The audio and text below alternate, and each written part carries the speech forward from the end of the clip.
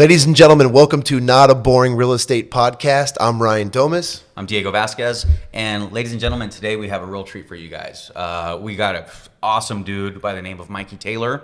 Former skater for DC Shoes, right? Probably a bunch of other sponsors that you had, which we could probably go into later. I don't even have a list. I actually have to have a list of all the things that you do, right? I'm talking brewing company Saint Archer sold for like millions to Coors. You got a real estate investing firm, Sovereign Skateboards. To top it off, a city council member for the city of Thousand Oaks. Bro, how do you do it? I think that's the first question. Yeah, right? Like, how do you do it? Like time management? So give me a day in the life of Councilman Taylor. Okay, we're going straight into the guts. Yeah. Okay, how you do it? Well, that was a 20-year run, right? Okay. So I didn't do it all in one little jump. But two, it's people. It's having good people around you that allow you to do more than you could do alone. Day in my life right now is hectic. I'm a routine person. Sure. This is what I'm here to do, and I'm going to do. About a month ago, we found basically black mold in our house, and then paired with asbestos, and we've been displaced for almost 5 weeks now. Oh, man. I have no routine. I have no consistency. So if anyone's ever going to have interviewed me at a time that feels like chaos, this is it. We picked the best time. The best time, right when time. in the middle of the black mold. Yeah, you picked the right time. But in a normal cycle, not considering the 5 weeks, we have a newborn. She's about 8 months. She's grown up. Congrats, brother. I wake up with her, hang out with her for a little bit. If any of my other kids are up before I go to work, I hang out with them. I come in here. I'm pretty much in the office from between 7:30 to 8 to about 5, give or take.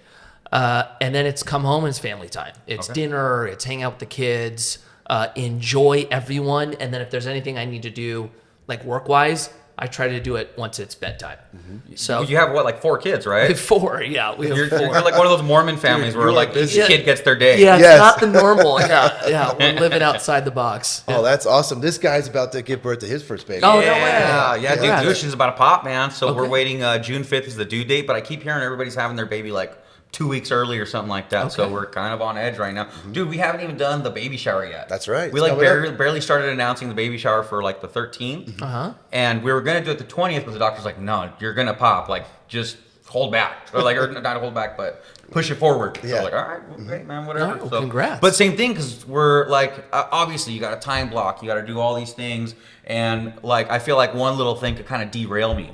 So in your case, like, bro, you're still a content machine. Like, how do you keep the black mold, asbestos, the being in a hotel, to like, how do you still keep your consistency and obviously you're a family man, you got to make time for everyone. Yeah, I'm being tested in that. So, we were talking about this before we started the show.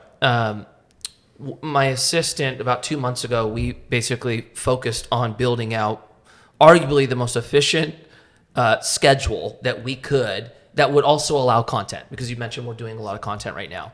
And then once it was built out, then you just have to stick by it. And so for me, naturally, I'm a routine person, so that helps me kind of be disciplined. But I need the plan set to then have the opportunity to follow through on it. Time blocking or time boxing like that, that actually is a good strategy.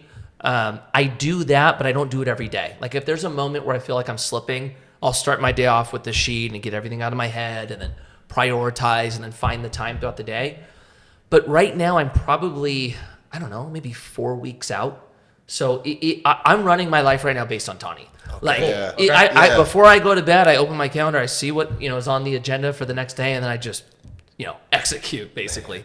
Yeah, and we're here at your beautiful office here at Commune Capital, here, Westlake Village, Thousand Oaks area. It's beautiful, man. And you are Councilman Taylor, right? Right. We love that you kept Mikey Taylor as your name. That's so dope. Brand awareness, right? Right. Did you get any blowback on that? How did you decide I'm going to stick with Mikey? Yeah, so yes, the answer is Dude, yes. the other council members gave you shit for that? No. No? No. Okay. Good. They're like, hey, Mikey, come here, like, give you a noogie. No one gives me crap now. Yeah. But basically, when I decided to run, I started building out my team. Right? I had to find my campaign manager, the operators, marketing, everything, and then all the volunteers that were going to help us door knock and everything. Well, in the beginning, when we were creating the slogan and the message. What was the slogan? Well, we actually didn't go with a slogan. Smart. It's too hard to memorize. We didn't go with the slogan, but we did have to come up with the concept of the campaign. Like, what was the messaging that we were running on, right? And really the message, to bring it all home, was I grew up here, my wife grew up here, right?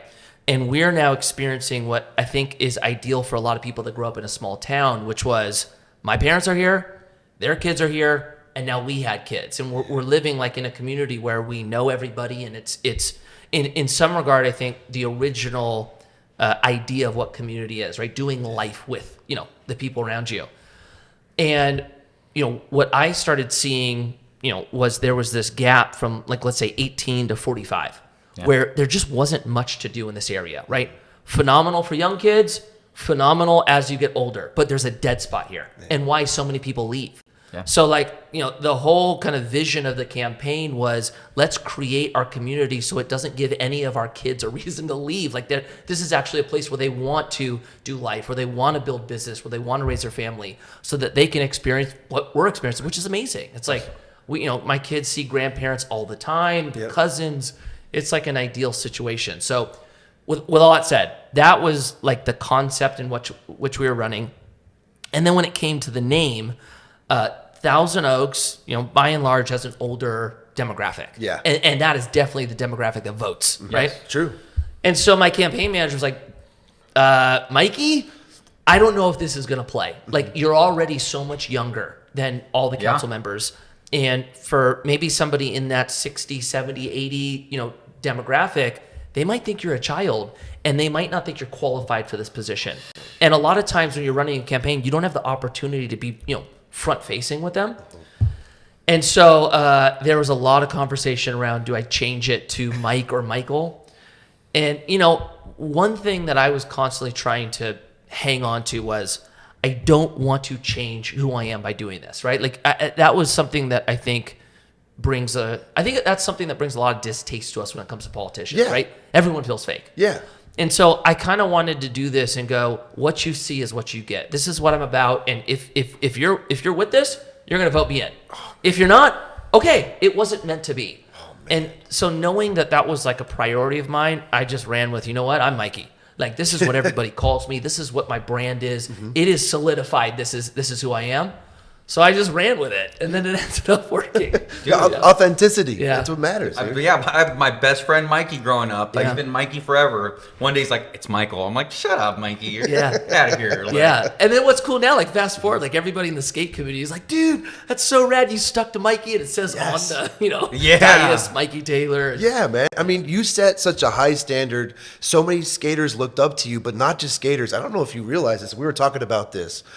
You're a fashion icon. Skaters were a fashion icon. You guys set the trend for our generation in the 90s and early 2000s. CCS magazine? Right. Yes. Or what is it? CCS was one. Yeah. Dude, I love CCS. Yeah. And that's where, actually, my brother, he had In Bloom. Right. When you were first coming out, when Kareem Campbell was talking about you. Right. I remember, dude, 2012, I got the Civics. So I had the Civics, bro. I had the suede brown Civics. Yeah, dude, he was wearing your shoes, man. I had Chad Muska's shoes with the little stash pocket in them. Remember those? Yep. I don't even know what that was for back in those days, but like that was, those were the days, bro. Yeah. Like, so let me ask you, like, Kareem Campbell, he called you the future of skateboarding. Like, how does someone like you not just like rest on their laurels? Like, what keeps you going? Because you've done so much. Like, you did Saint Archer. And you even have like AVNI, right?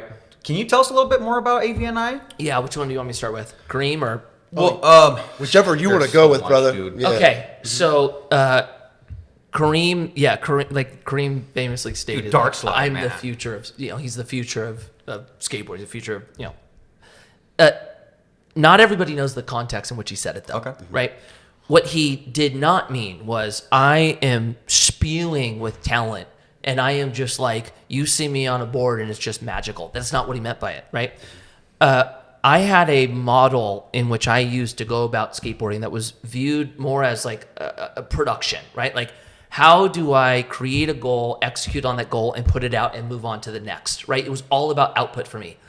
So I think Kareem looked at how I was attacking skateboarding from a business standpoint and said, dude, this is the new way. Like, he's not just out there skating, whatever he captures, that is what makes it in the video. It's like, I don't want to give myself too much credit, Sure. but it was almost like I had a business plan of what I was here to create and then just checked it off as I went, right? Oh, man. And so that's kind of why he said that. Wow.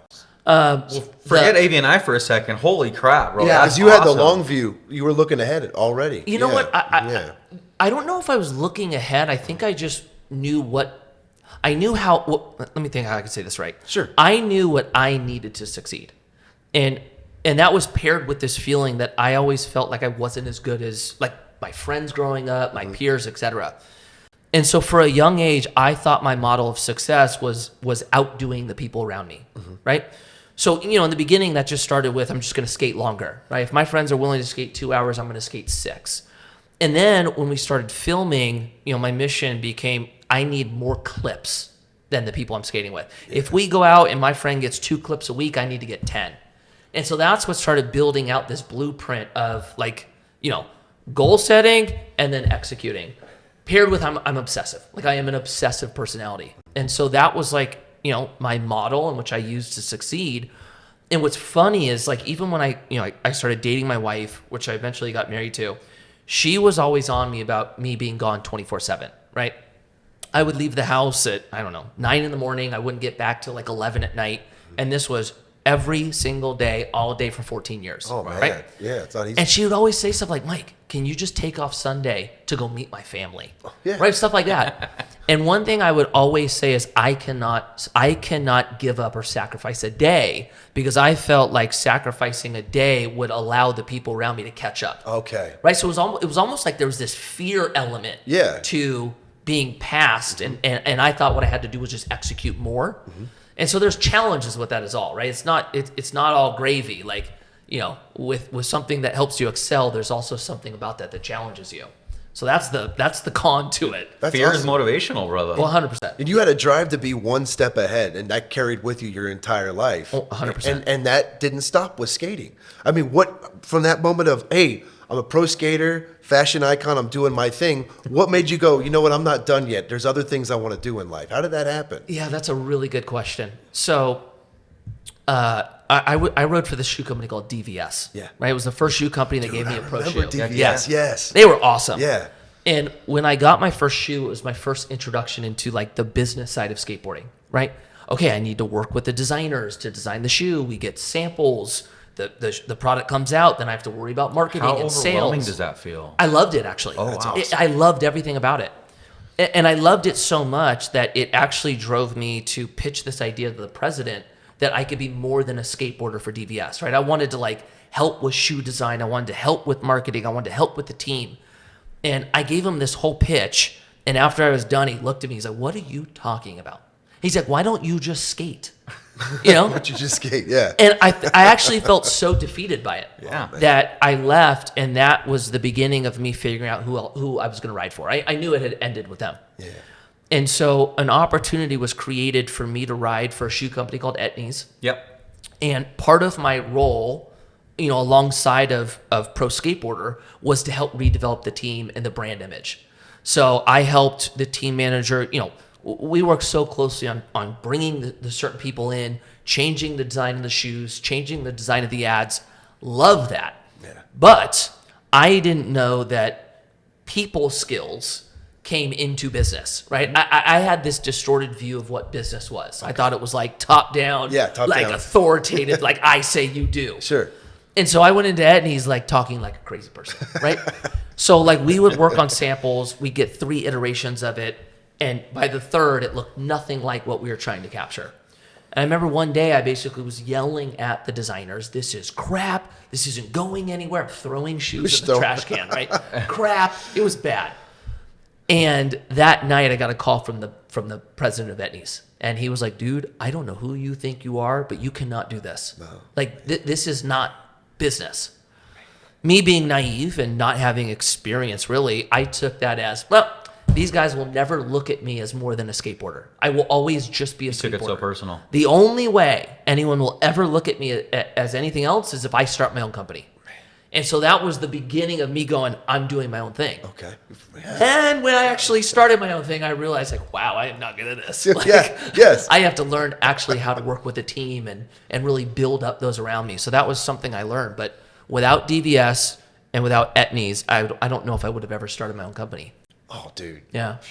Unreal, man. Yeah. And then so you go from that skater, fashion icon, and then all of a sudden, Saint Archer Brewing. I mean, I've been on like first dates down in OB Noodle House down in Ocean Beach, San Diego, and they got it on tap all the time. And I remember drinking that, and all of a sudden, like we read about you, we're like, we had no idea you were involved in Saint Archer. Yeah. How did that even start? So it started with I'm writing for AVNI's, right?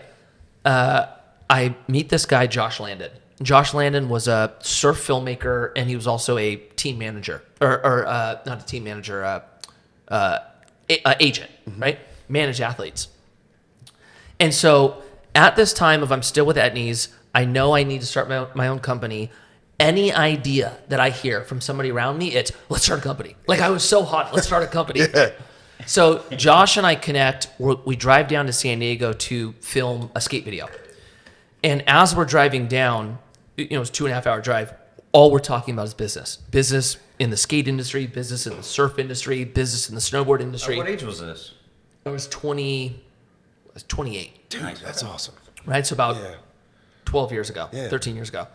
And so that whole drive down, we're talking about business.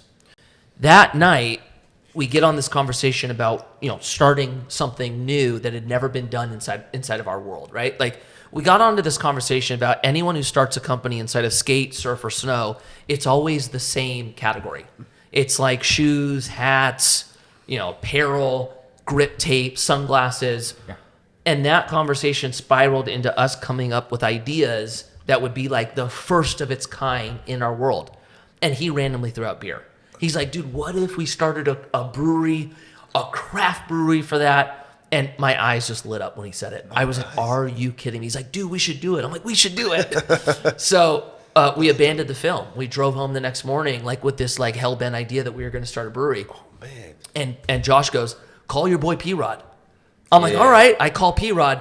Paul, we're going to start a brewery. Yeah. Like, and he's Paul like, Rodriguez. okay, like, cool. I'm like, meet us at the Starbucks off Canaan. Like, we're going to tell you all about it. He's like, cool. So we meet him the next day at Starbucks, pitch this idea from the night before, and he's like, I'm in. And that was the beginning of what took us about 15, 16 months of figuring out what it meant and creating a business plan. And we had to raise capital for it. And we, eventually launched it. And then the real education came. Dude, that's the importance of just having those conversations with friends. Like, I feel too many people hang out with their friends just to hang out and waste time. Yeah. I think I grew up like trying to get my buddies like, hey man, if we're all hanging out, like I love you guys, but let's do something. Work together all the time. Let's do something. They'd be like, here's Diego, and I remember I always get shit for that. But I feel like, well, first off, who was that friend that you were hanging out with talking business about? That wasn't P-Rod, the other buddy. Josh Landon. Josh Landon. Okay. And so you guys had this awesome talk. You guys are throwing out ideas, but you actually decided let's move forward on it. Right. Was it that call to P-Rod that you think actually was like, okay, this is becoming real? No. It didn't become real until we raised the money. I know that sounds crazy, but we were self-funding it. And so we got the business plan done, and then we went out, pitched to investors, and we had to raise a certain amount of capital to even have a business. And I remember I was at, we had a little skate park in North Hollywood. Mm-hmm. I just got to the skate park. I get a call from Josh, and Josh goes, "We did it. we raised $2.5 million." He's like, "We have the money. We're gonna have a business, right?" And when he said that, I went, "It's real. It's real. Like it's actually real." That's awesome. And then we opened it, and then it was like the beginning. It's tears, and you're happy, and then then reality hits, and then then it's a run. And I did have one other question because I know, dude. Oh yeah. We always try to like respect each other in the questions we all have our own questions, but like in the industry, like who's someone that you looked up to, or who's someone that mentored you, like from skating to business, or like is this self-taught, or was there someone you were looking up to? Yeah, that's a really good question. I had a mentor outside of the skateboard industry, from basically 19 till present. And then I had a handful of mentors in the skate industry. Rob Dyrdek was one of the biggest mentors for me. Steve Barra was another one. On top of that, I had examples of people that I looked up to. Looked up to Jamie Thomas, looked up to Andrew Reynolds. I looked up to basically all the pros that own their own companies. Yeah. And you know, Jamie Thomas was actually the first for me. I love Jamie Thomas. He Zero was, skateboards. Prior to me becoming a pro skateboarder, I had my favorite skaters, just like all of us. And there was a clip in which I saw Jamie Thomas filming Adrian Lopez, right? And I thought it was so cool that he was filming. I was like, Jamie Thomas is like one of the best skateboarders of all time, and he's filming another skater. I just thought it was cool, right? Mm-hmm. So then I got a video camera, and I became the kind of the skater in my group that also filmed. That was 100% because of Jamie Thomas. Mm-hmm. And then I found out that Jamie Thomas owned Zero, and then I found out he owned like all these companies he owned. I thought it was the coolest thing, and so you know. I later found out that I was attracted to more of the entrepreneurial skater. Like that's who I resonated with. Rob Dyrdek, though. Rob Dyrdek was probably the most. Kareem Campbell would be in this camp as well, but I would say Rob Dyrdek was the most influential and made the largest impact on my career out of any other person. That was just from a young age. He was around me, telling me to look at the skate industry a certain way. Like for example. Gosh, when was this? I was 19 years old. I'm in Sacramento with him. It's 2 a.m, right? We just got finished skating a spot. We're in the van. And Rob looks at me and goes, how long do you want to be a pro skateboarder for? And I'm like, I don't know, like 5 years would be psycho, right? Yeah. And he's like, nope. And I'm like, no. And he's like, Mikey, every single decision you make today should be based on you having a 10-year career. So anything that comes in front of you, that decision should be made based on, does this outcome allow me to be here for 10 years, or does it risk me coming short? And if it, potentially ends your career shorter, you don't do it. If it helps you get here for 10, you do it. And just having that long-term kind of mindset and then the impact that has on decision-making, that was massive for me. It was absolutely massive. Shout out Rob Dyrdek, Yeah. Kareem Campbell, and Jamie Thomas. Yeah. I would love to get those guys on this show, bro. I mean, just Rob knows how to leverage ideas and keep going with all the things that he's accomplished outside of skating is incredible. He's a monster, man. Yeah. He really is. Oh, that's amazing, dude. Yeah. Yeah. So AVNI, and tell us a little bit about that, because we know that it's got something to do with the fact that you're teaching other people about money. Okay. Yeah. So I have a really, really close friend of mine. He was a childhood friend, still is today. His name's Eric Bork. Mm-hmm. And Eric Bork was a pro skateboarder, influential when I was a kid. Then he went into running skate programs for different companies. And then he got super into basically everything digital marketing. Got really into paid advertising, funnels, nurturing relationships, conversions, all of that world. And he basically came up to me and was like, dude, I have this idea of this company I want to start, right? And Eric has always been an entrepreneur, and he's a dreamer, right? Like his skill set is like he sees what everything could be. Mm-hmm. And so I was like, dude, let's do this, right? But at that time, I was already working on Commune. But Commune was more complex in starting it, mm-hmm. that we looked at AVNI together, and I went, dude, how can I help you and be a part of this vision that you want to build out, which is really focused on digital marketing by and large, making money through this digital, industry. And so we started it, and then we started a podcast with it.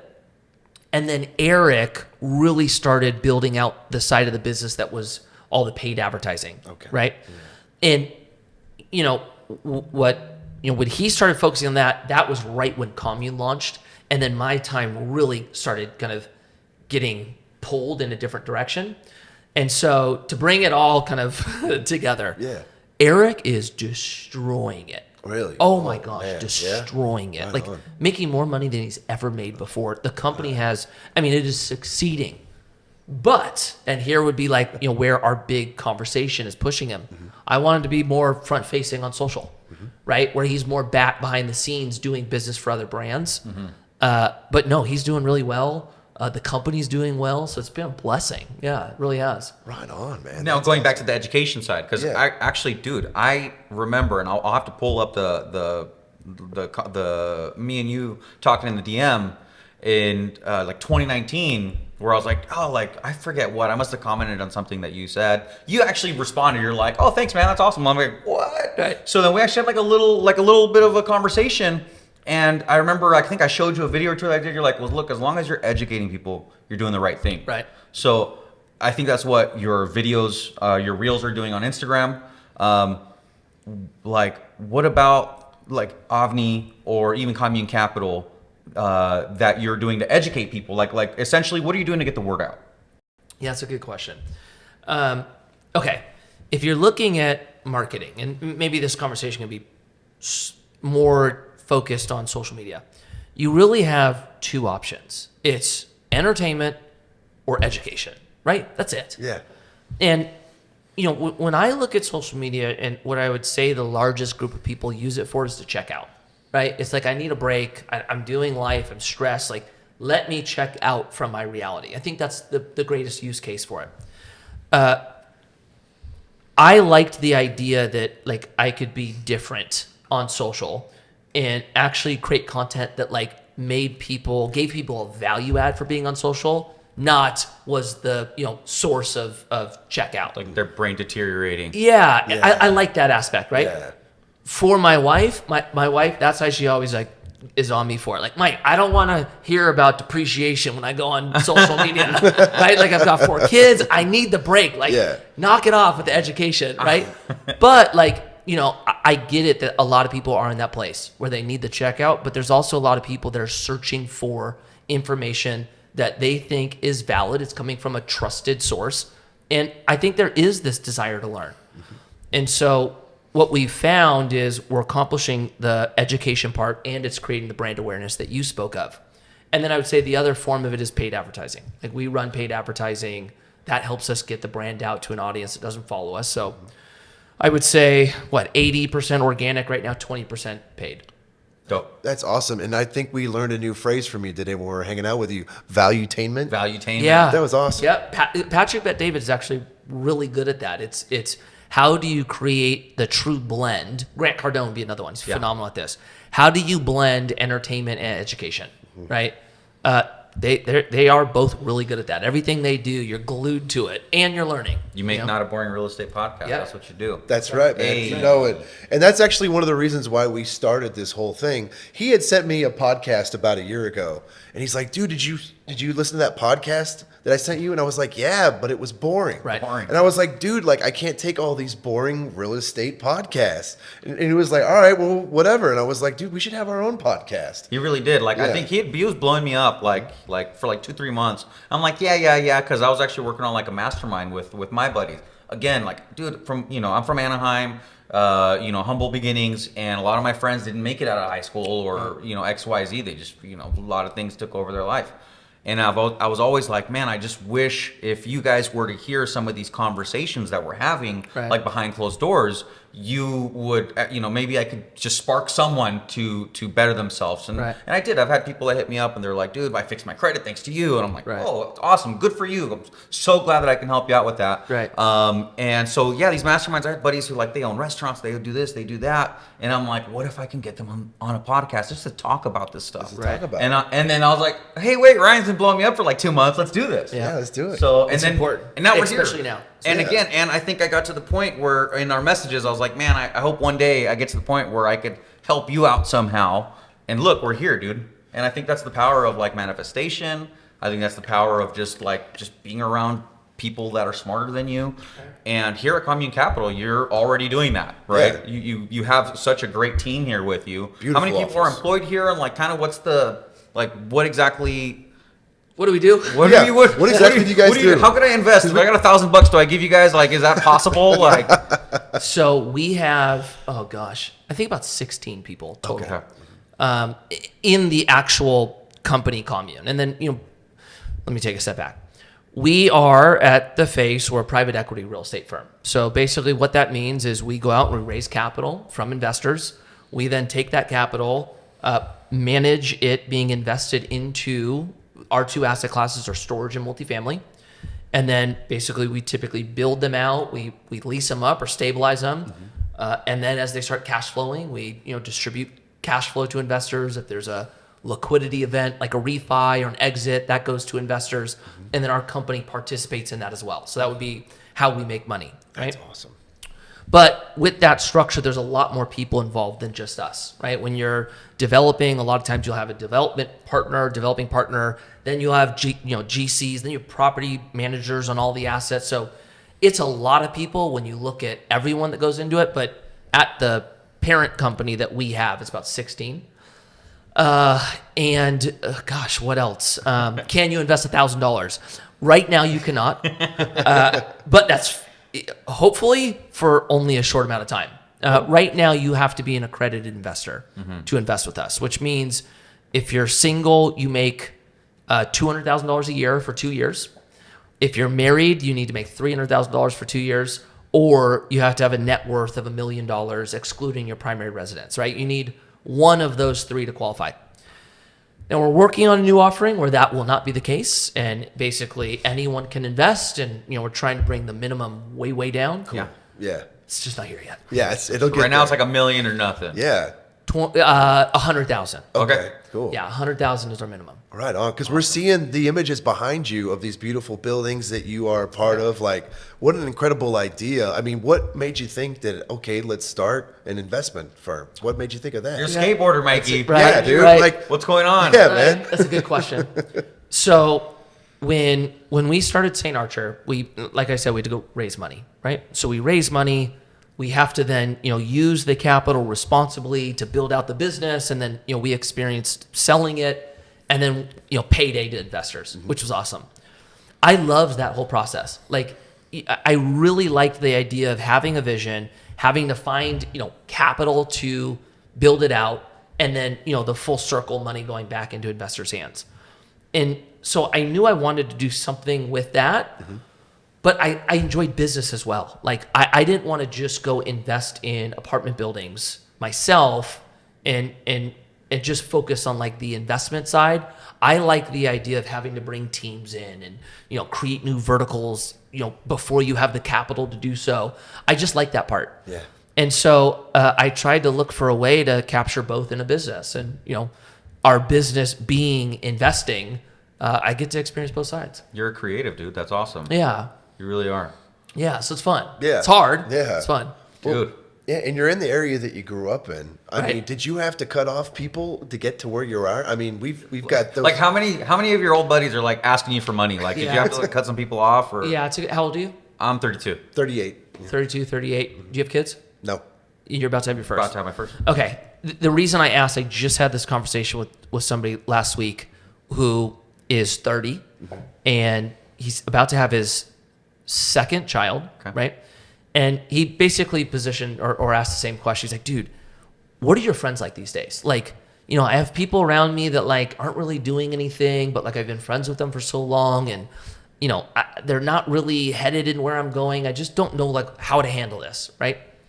The reason I say that, I'm going to tell you exactly what I told him.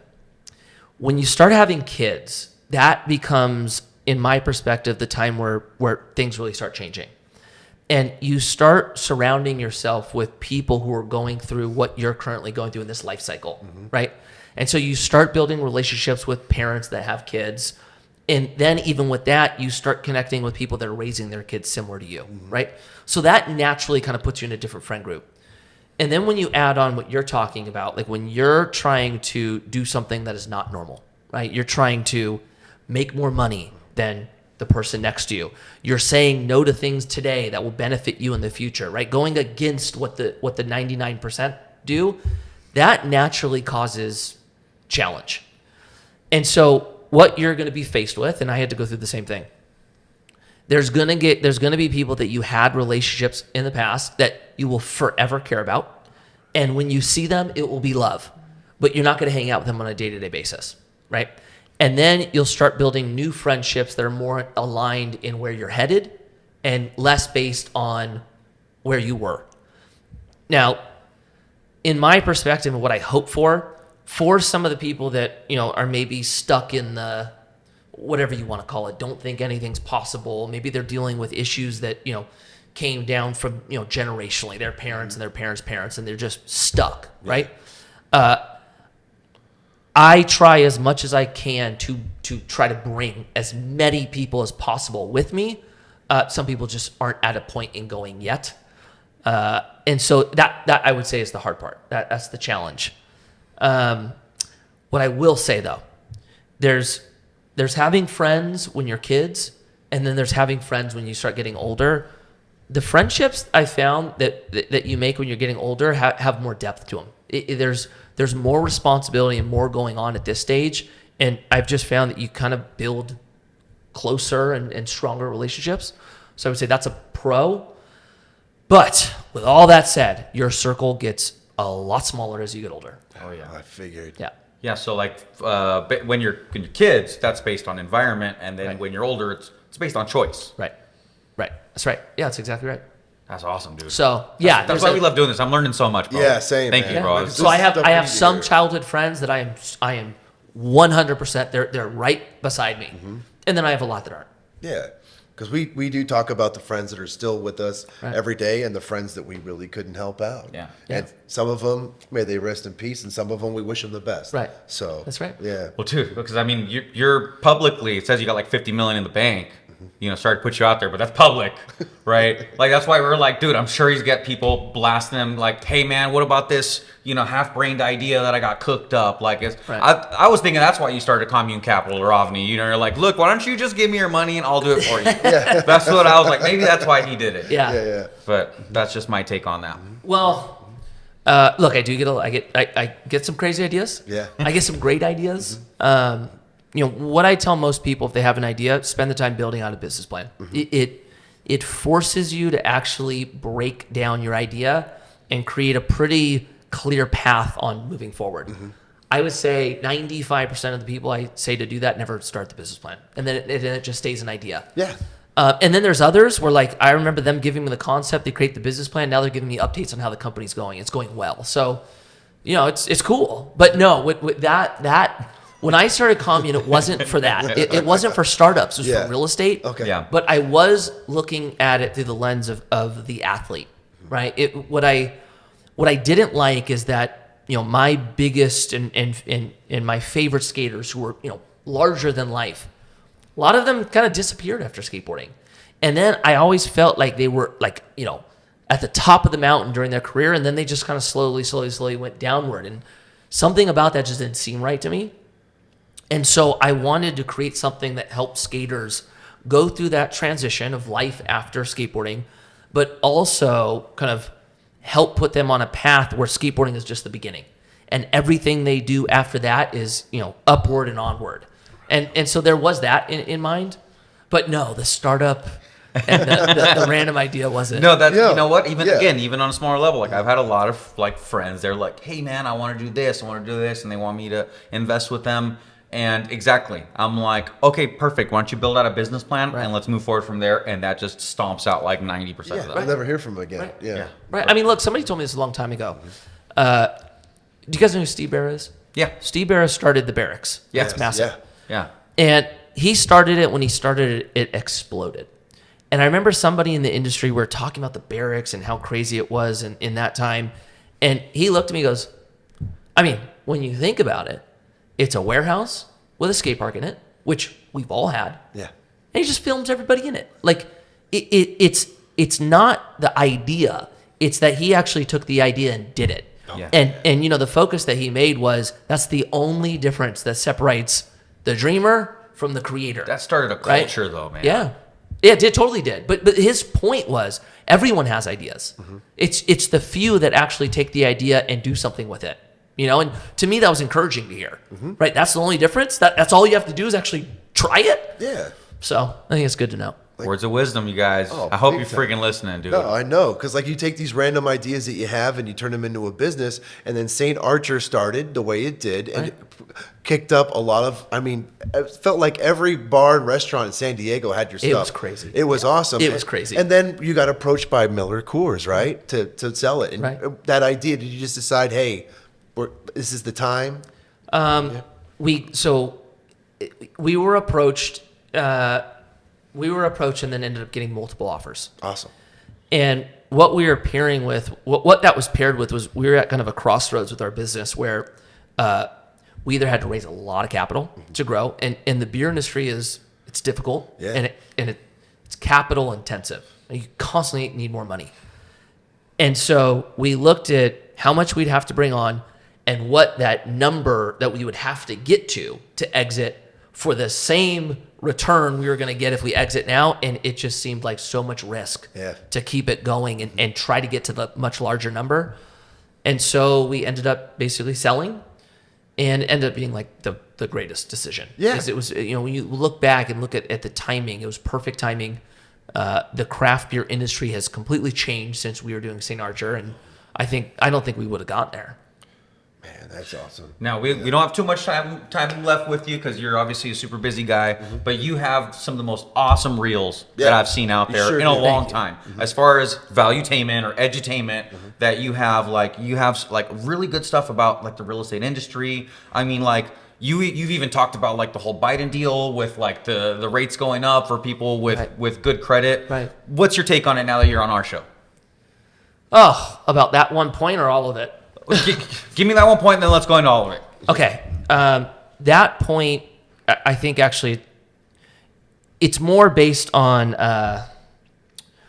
in my perspective, every decision you make when it comes from a policy standpoint, when you're trying to influence behavior, you have to create incentives for good behavior. I think you always have to do that. Life. In life. And when you look at, like, even go to our tax code, right? Our tax code is 95% incentive based, right? Only 5% of it is there to raise revenue. The reason they do that is because they want to give investors a clear path to put dollars in areas that stimulate the economy, right? Yeah. And so it's a win-win when you look at it that way. You invest where we want, you keep more of your money, and it grows our economy. If you start creating the reverse and you start offering incentives for bad behavior, more people go in that direction, right? People go towards where they're incentivized. Yeah. And so I just think, for our policymakers, you need to consider that. Now that's at a time where you're starting to see, a group of people that are moving more towards equal outcome and less towards equal opportunity, right? No matter what decision you make, everyone has to end up at the same finish line, right? I think that's where you're starting to see some of that kind of bleed in. Now, what I'll add to it is, if you're the one created the policy, how they're looking at it as, we need to create help for those that are struggling, and we need to create help for those that are disadvantaged, right? So where I would say it's good, they have compassion for the ones that are having a harder time, right? So I recognize that, but you also look at, like, how does that impact the total group? And so I like looking at it through the lens of, let's figure out programs that help people get started without, incentivizing here and disincentivizing here. Of course. Like how so in that's touch do you have to be to make policies like that? Yeah. Or it's like we're all having a hard time. I don't care how successful you might look to some other people. To you, you're not where you want to be. Right. Right. Well, yeah, that's right. And I think, like, there's a part of our political group that I think just needs to change. Right. Like, we have a lot of politicians or our leaders who never really did much outside of the political sphere.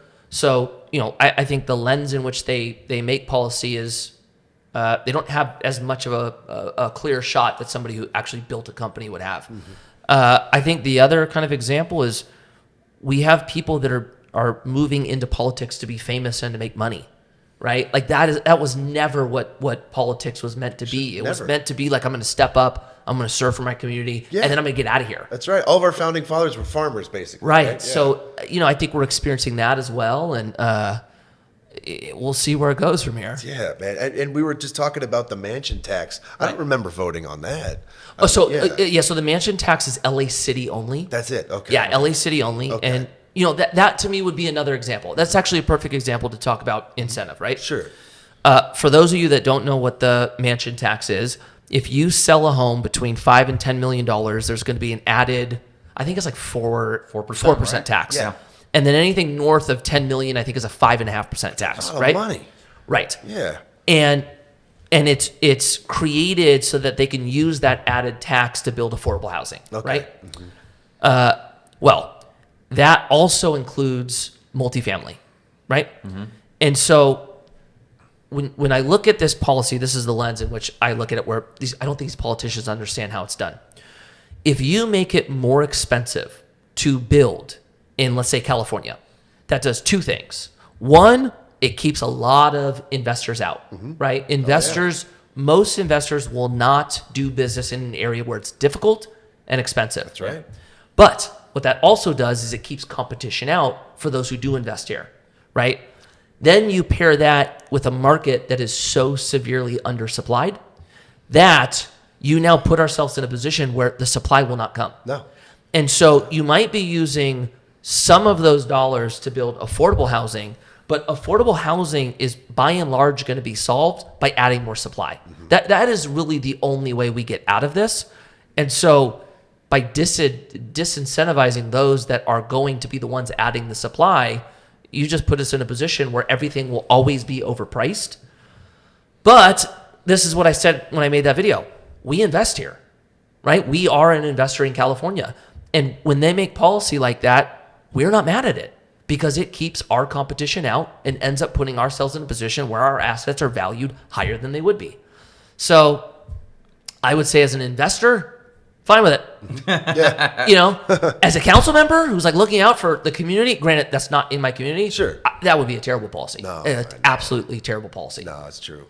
But by the way, yeah, you got a beautiful community here, by the way. We were just at Brent's Delicatessen. Oh, yeah. Oh, dude, we Brent's love Brent's. bomb. I had to take them to an authentic deli because these boys have never been to a real deli Yep. before. Yep. So I was like, okay, we got to go to Brent's. And we had a great time. I mean, everybody was, 60 years older than us, but Yeah. they were Oh, the yeah. sweetest Yep. people. Definitely Loved LA them. people. Yeah. We're Loved from them. OC, bro. You want to come down to OC? Yep. Be on the council over there, man? Be awesome. Yeah, we'd love to have you. Yep. Yeah, dude, because you're actually in touch. You're in touch. Yeah, I mean, you you are. actually said something really cool too. Yeah. I'm paraphrasing, but you essentially said like the media is not here to help you get rich.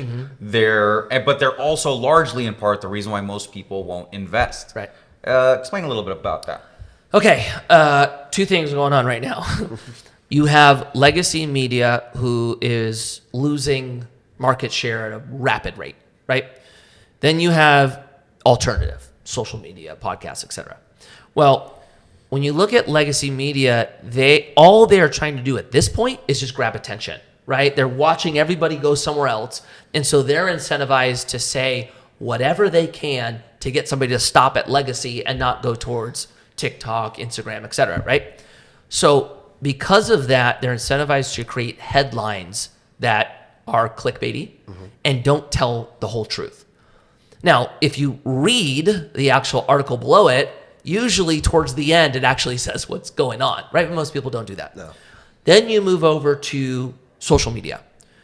And there's a pro and a blessing that came from social media, which is you have an endless access of information, right? But the influencer is actually incentivized to do the same thing legacy media is doing. And this is something that I don't know if I've heard anybody talk about yet, where when you create content that's fear-based, it will engage 10 times more than something that's optimistic, Oh, yeah. right? That's like positive. Yes. And because of that, and paired with the fact that an influencer gauges their success or if they're doing a good job based on followers, growth of that following, and views, right? That's their metrics. Well, if they start creating content that engages 10x more than positive content, and that's then driving these metrics up, they're incentivized to do this, right? And then you start seeing a lot of influencers saying crazy things because it engages. Yeah. And then what that does is it takes the whole audience and gives them a distorted view of what's going on, right? Now, back to the point I made. Media as a whole is very powerful, right? It can very much so, control your emotion and change your outlook on what's in front of you, right? It can be a self-fulfilling prophecy. Well, a lot of investors base investing on how they feel. And then that feel comes from what they're seeing, which means media. Yeah. Once you understand that the media's job is to get you to land on their site or their handle and watch, and their job is not to help you evaluate risk and return and make decisions that will grow your wealth, it's a little bit easier to put social media or media in general over here and actually invest this way. Most people don't do that though. You hear that? We're gonna start like doing fear-based content. Or be like, Mikey Taylor punches out Ryan There's Domis another Chinese balloon coming. But look, I'll tell you what, it's actually, it's more nuanced than that, right? Okay, yeah. I made a video that was like the 10 top states that everybody's fleeing from, right? Oh, okay. And I paired that with the very next video I posted, the top 10 states that everybody's heading to, right? And then every single thing that followed was identical, except for the states, right? Everybody that the top 10 states everyone's fleeing from got collectively 20 million views, right? The top 10 states that everybody's heading to collectively maybe got 1 million. Nice. So that 10x difference is actually here. That's 20x, bro. Oh my 20x, God. yeah. So it's you just have to be mindful of that, especially if you want to be investing. Dude, I'm learning so much. So much, dude. I know one of the last things we wanted to ask you is you got a great reel out there that talks about how anybody can really be a millionaire if they put their mind to it. Can you talk a little bit about that? Yes. And there's a few different ways to do this, but this is where I'm going to go with it. Have you guys read the book Think and Grow Rich? Yes. Okay. For the audience, if you haven't read Think and Grow Rich, go get this book. First time I read it, I'm in Italy. I'm 23 years old. And I'm a skateboarder, right? And in one of the first chapters, it's says something along the lines of, at some point in this book, you will realize what it takes to become a millionaire, and it will all come to you, right? And I remember reading that, getting so excited. Like, I'm going to be a millionaire. Yeah. I can't wait. And then I get to like the second chapter, third chapter, fourth chapter. Like, where is it? Where is it? Right? And I got so scared that I wasn't going to pick it up. Oh, no. I'll give you the spoiler, right? All of it is based on your perception of what is possible. All of it. And so what stops most people from becoming a millionaire or becoming anything that they have set as a goal is they believe it's not possible. Mm-hmm. And the belief in it not being possible is the reason that holds them back. And then those that, build companies and have all this success, the only difference, they thought it was possible, right? One thing that's really important for all of us to do, and maybe a good way to think of this is through the lens of buying something, right? Let's say you want to buy a house. If you're in, Ventura County and, the median home price is like $800,000, right? Most people will look and go, I'll never be able to afford a house. I will never be able to buy a house for $800,000. That would be the example of you not accomplishing because you don't think it's possible. What, Think and Grow Rich or somebody with a growth type of mindset would ask themselves, how do I buy this house for $800,000, right? And it sounds so stupid and so silly. But if you just ask yourself how, what happens is your brain gets put on auto drive and you've now given it a target to solve a problem. Mm-hmm. And the problem that your brain will start solving is, how do I do this, right? Everything changes when you start asking yourself that question. And then it starts getting fun. And then you just start playing with this game of what's possible, right? Oh, yeah. Another way to look at it is like Grant's 10X. Yeah. Right? Like whatever you think is possible, multiply that by 10. You think you can make $100,000 this year? Make $1 million. Set the goal to make $1 million. See how much further you get than that original 100 because you set the goal and asked yourself how. It's remarkable. Well, I love that he thought it was possible to have you on our podcast right. one day, and look where we are. Right. I love it. This is right. I know, now it's a game, Yeah. It's like, right. Who do we get next? Right. That's right. Dude, this was so educational, edutational, right? I honestly, man, there's a million more questions, but I know we want to respect your time. We're gonna have to make another episode with you.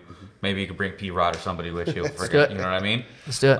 Even some of the council members, dude. Again, the point of this show is really educate. Have some fun, but most importantly, like open some eyes. And I think you really did that today. Great. So thank you. Thank you, guys. Yeah, Thanks we for got a having me. lot of friends. We got a lot of people that have watched this thing that have been told that they're losers. Right. And we want to remind them that they're not. Right. And even if they are, you could change. Yeah, you can change. Yeah, that's right. And dude, actually, well, right now, once the cameras are off, I'm gonna FaceTime my cousin because he's a huge skater. He's gonna be pissed he better answer, because if not, he just totally missed out on Let's do it. Mikey Taylor. Thank you guys. We love you very much. Thank you. Tune in. See ya.